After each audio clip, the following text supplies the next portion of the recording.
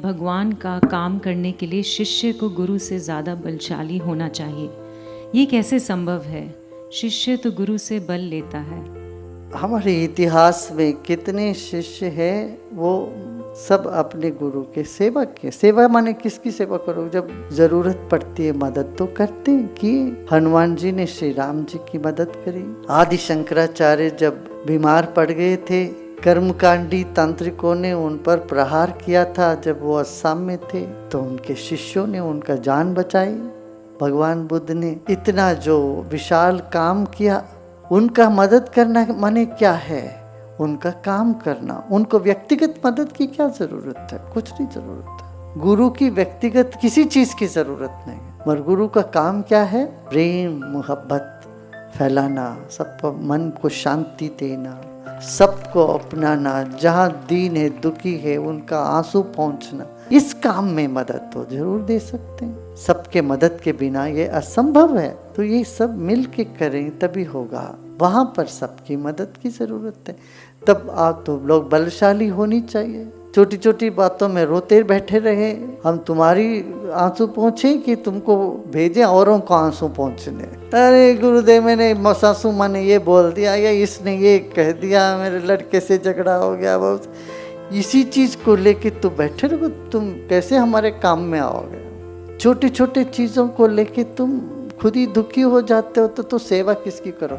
सेवा तो लेते हो तुम सबसे, इतना सेवा लेते हैं। गुरु तो सेवा करते ही है, मगर तुम यदि सेवा करना चाहे तो ये सोचो गुरु का काम क्या है? सबको जोड़ना, दिलों को जोड़ना, आंसू पहुँचना।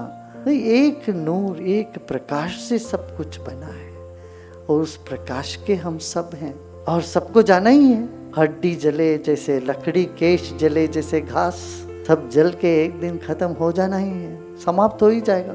देखते देखते 10-20 साल में सब खत्म हो जाएगा। आप रोते रहो, जो है उसके लिए भी रो, जो नहीं है उसके लिए भी रोते रहो, फिर तुम किस काम के आओगे? यहाँ तुम बलशाली होना मतलब यही है कि तुम्हें इतना आत्मविश्वास, मेरे लिए अच्छा ही होगा, मेरे देखने वाले कोई है, मेरा जरूरत वो पूरी करेंगे, मैं सबका काम आ जाऊं, मैं औरों का काम करूं, मेरा अपना काम करने वाले कोई और है। एक भक्त का यही लक्षण है, वो ये चिंता नहीं करता मेरा क्या होगा, मेरा क्या होगा, क्या क्या होगा, तुम्हारा सब अच्छा ही होगा। देखो पीछे मोड़ के देखो, कितने महीने, कितने साल और कितने घंटों आप चिंता कर करके अपना समय गवाया, अमूल्य समय गवाया कि नहीं? आप कम से कम अपना अनुभव से ही जानकारी ले लो, तुम उससे ही सीखो और छोड़ो। अब आगे ये नहीं करना है, मुझे अपने बारे में सोच सोच के दिमाग खराब नहीं करनी है, मेरे लिए अच्छा होगा। इस भाव को दृढ़ करना चाहिए, यही बल है। बलवान माने जाके कसरत करो नहीं, अब वो भी जरूरत है। मजबूत मन हो ना, कमजोर शरीर को भी चला लेगा। यदि मन कमजोर होता तो मजबूत शरीर को भी नहीं चला पाता है। इसलिए अपने आप को मजबूत महसूस करना चाहिए, वो यही करते। हम अच्छे व्यक्ति हैं। धार्मिक व्यक्ति का मतलब क्या है? दिल खिला हुआ है, दिल में किसी के प्रति कोई भी जरा सा भी बुरा न सोचे, किसी को बुरा न चाहे, मन प्रसन्न है और सब अपने लगे। ये क्या दिक्कत है भाई बताओ?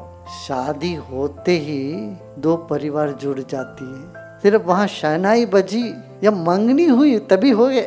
अरे वो हमारे संबंधी है, उससे पहले पता ही नहीं तक कौन थे वो। एक दिन में हम नाता जोड़ देते हैं, एक कर्मकांड करके, वो भी किसी और का संबंध हो, अपना तो जुड़ ही जाता है।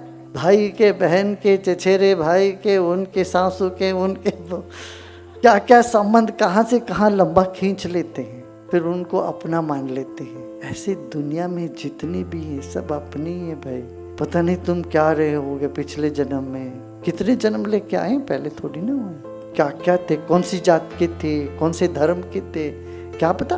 तुम घूम रहे होते, पता नहीं कितने तुम्हारे पोते नाते कोई मुसलमान होंगे, किसी और जन्म के पोते नाते कोई सिख होंगे, कोई ईसाई होंगे, कोई ब्राह्मण होंगे, कोई वैश्य होंगे, कोई अलग अलग जात के भी हो सकते हैं। हम इस तरह से देश में बटे हुए हैं जातियों के नाम से। भारत का बड़ा अभिशाप है, जाति के नाम से इतने बट गए, साथ में नहीं बैठते, सब हम लोगों को आगे बढ़ना चाहिए, सब छोड़ना चाहिए। कहीं कोई धर्म नहीं सिखाता ये सब बातें, ये रूढ़ी में आ गया ऐसे।